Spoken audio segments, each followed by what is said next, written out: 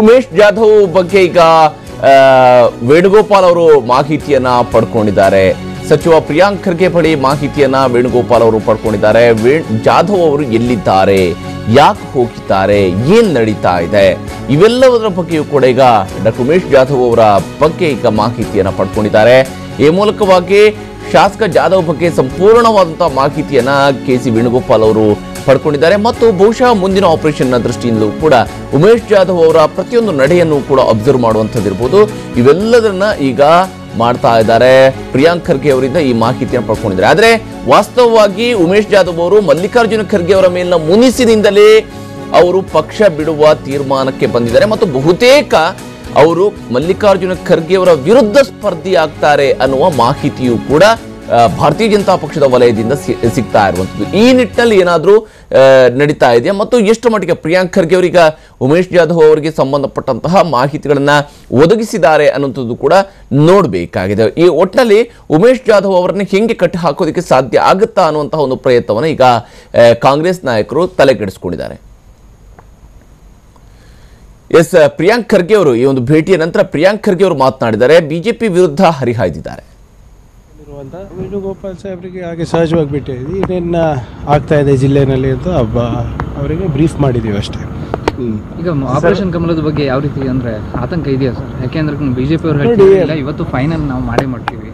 BJP ಅವರು ಇದು ಮೊದಲೇ ಸರಿ ಎಲ್ಲ ಪ್ರಯತ್ನ ಮಾಡ್ತಾರೆ. ಅವರು ಈ ಸರ್ಕಾರ ಅಸ್ತಿತ್ವಕ್ಕೆ ಬಂದಾಗಿಂದಾನು ಹಿಂದಿನ ಬಾಗಿಲಿಂದ ಆಮಿಷ ಕೊಟ್ಟು ಬರಲಿಕ್ಕೆ ಪ್ರಯತ್ನ ಅವ್ರು ಮಾಡ್ತಾ ಇದ್ದಾರೆ.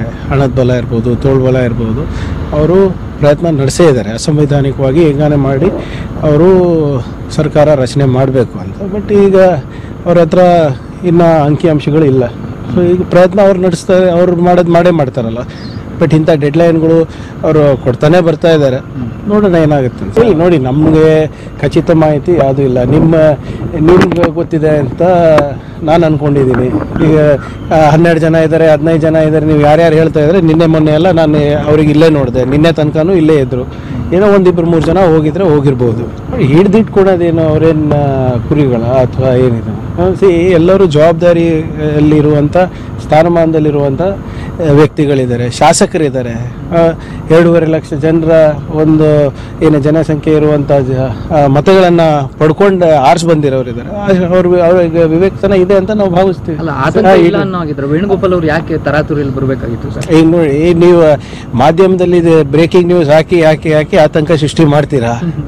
ಸೊ ಅಸಹಜವಾಗಿ ನಾವು ಅಲ್ಲಿ ಜಿಲ್ಲಾ ಉಸ್ತುವಾರಿ ಇದ್ದೀವಿ ಅಥವಾ ನಮ್ಮ ಪಕ್ಷದ ಒಂದು ಚಟುವಟಿಕೆ ಏನಾಗ್ತಾ ಇದೆ ಅಂತ ನಮ್ಮ ಉಸ್ತುವಾರಿಗೆ ನಾವು ಬ್ರೀಫ್ ಮಾಡಲೇಬೇಕಾಗ್ತದಲ್ಲ.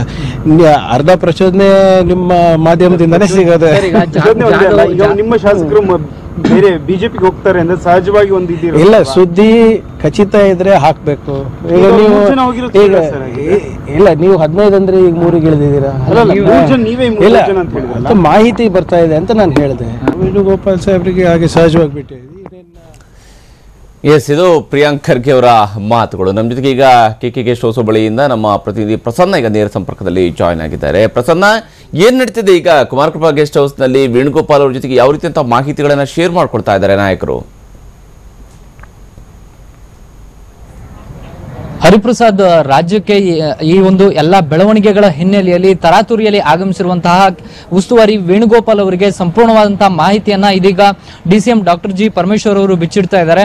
ಈಗಾಗಲೇ ಡಿಸಿಎಂ ಡಾಕ್ಟರ್ ಜಿ ಪರಮೇಶ್ವರ್ ಅವರ ಜೊತೆಗೆ ಸಚಿವ ಪ್ರಿಯಾಂಕ ಖರ್ಗೆ ಅವರು ಕೂಡ ವೇಣುಗೋಪಾಲ್ ಅವರನ್ನ ಭೇಟಿಯಾಗಿ ಮಾಹಿತಿಯನ್ನ ನೀಡಿದ್ರು. ನಿನ್ನೆಯೂ ಕೂಡ ಸಚಿವರ ಒಂದು ಉಪಹಾರ ಕೂಟವನ್ನ ಏರ್ಪಡಿಸಿದಂತಹ ಸಂದರ್ಭದಲ್ಲೂ ಒಂದು ತೀರ್ಮಾನವನ್ನ ತೆಗೆದುಕೊಳ್ಳಲಾಗಿತ್ತು. ಆಯಾಯ ಜಿಲ್ಲೆಯ ಶಾಸಕರನ್ನ ಜವಾಬ್ದಾರಿಯನ್ನ ಆಯಾಯ ಜಿಲ್ಲಾ ಉಸ್ತುವಾರಿ ಸಚಿವರನ್ನು ನೋಡ್ಕೊಳ್ಬೇಕು ಅನ್ನೋ ಬಗ್ಗೆಯೂ ಕೂಡ ಚರ್ಚೆಯನ್ನ ನಿನ್ನೆ ನಡೆಸಲಾಗಿತ್ತು. ಈ ಹಿನ್ನೆಲೆಯಲ್ಲಿ ಉಮೇಶ್ ಜಾಧವ್ ಅವರು ಎಲ್ಲಿದ್ದಾರೆ ಮತ್ತು ಯಾವ ಕಡೆ ಹೋಗಿದ್ದಾರೆ, ಅವರ ಸದ್ಯದ ಬೆಳವಣಿಗೆಗಳೇನು ಅನ್ನೋ ಬಗ್ಗೆ ಇದೀಗ ವೇಣುಗೋಪಾಲ್ ಅವರ ಬಳಿ ಪ್ರಿಯಾಂಕ ಖರ್ಗೆ ಅವರು ಮಾಹಿತಿಯನ್ನು ಹಂಚಿಕೊಂಡಿದ್ದಾರೆ. ಅದಾದ ನಂತರ ಹೊರಬಂದು ಮಾತನಾಡಿದಂತಹ ಪ್ರಿಯಾಂಕ ಖರ್ಗೆ ಅವರು ಬಿಜೆಪಿಗೆ ಕೌಂಟರ್ ಕೊಡುವಂತಹ ಪ್ರಯತ್ನವನ್ನು ಕೂಡ ಮಾಡಿದ್ರು. ಅಂದ್ರೆ ಬಿಜೆಪಿ ಹಿಂಬಾಗಿಲ ಮೂಲಕ ಪ್ರವೇಶವನ್ನ ಮಾಡುವಂತಹ ಪ್ರಯತ್ನವನ್ನ ಮಾಡ್ತಾ ಇದೆ. ಆದ್ರೆ ಅದಕ್ಕೆ ನಾವು ಸಾಂವಿಧಾನಿಕವಾಗಿ ಏನನ್ನ ತಿರುಗೇಟನ್ನ ಕೊಡಬೇಕು ಅದನ್ನ ಕೊಡೋದಕ್ಕೆ ನಾವು ಸಿದ್ಧವಾಗಿದ್ದೀವಿ ಅನ್ನುವ ಅನ್ನುವಂತಹ ಒಂದು ಎಚ್ಚರಿಕೆಯನ್ನು ಕೂಡ ಪ್ರಿಯಾಂಕಾ ಖರ್ಗೆ ಅವರು ನೀಡಿದ್ದಾರೆ.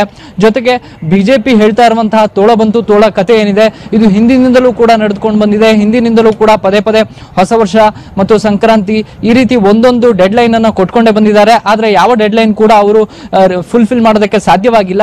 ಈ ಬಾರಿಯೂ ಕೂಡ ಅವರಿಗೆ ಸಂಖ್ಯಾಬಲವನ್ನ ಅಗತ್ಯ ಶಾಸಕರನ್ನ ಸೆಳೆಯೋದಕ್ಕೆ ಸಾಧ್ಯ ಆಗೋದಿಲ್ಲ. 3 ರಿಂದ 4 ಶಾಸಕರು ಮುಂಬೈಗೆ ತೆರಳಿರಬಹುದು. ಆದ್ರೆ ಮಾಧ್ಯಮಗಳಲ್ಲಿ ಬಂದ ಪ್ರಕಾರ 10 ರಿಂದ 15 ಶಾಸಕರು ಮುಂಬೈಗೆ ತೆರಳಿದ್ದಾರೆ ಅನ್ನುವಂಥದ್ದು ಸತ್ಯಕ್ಕೆ ದೂರವಾದಂತಹ ಮಾತು ಅನ್ನುವಂತಹ ಮಾತನ್ನ ಇದೀಗ ಪ್ರಿಯಾಂಕಾ ಖರ್ಗೆ ಅವರು ಹೇಳಿದ್ದಾರೆ. ಹೀಗಾಗಿ ಸದ್ಯ ಉಮೇಶ್ ಜಾಧವ್ ಅವರ ಬಗ್ಗೆ ಒಂದಷ್ಟು ತಮಗೆ ಗೊತ್ತಿರುವಂತಹ ಮಾಹಿತಿಯನ್ನ ವೇಣುಗೋಪಾಲ್ ಅವರಿಗೆ ರವಾನೆ ಮಾಡಿ ಸದ್ಯ ಪ್ರಿಯಾಂಕಾ ಖರ್ಗೆ ಅವರು ತೆರಳಿರುವಂತದ್ದು.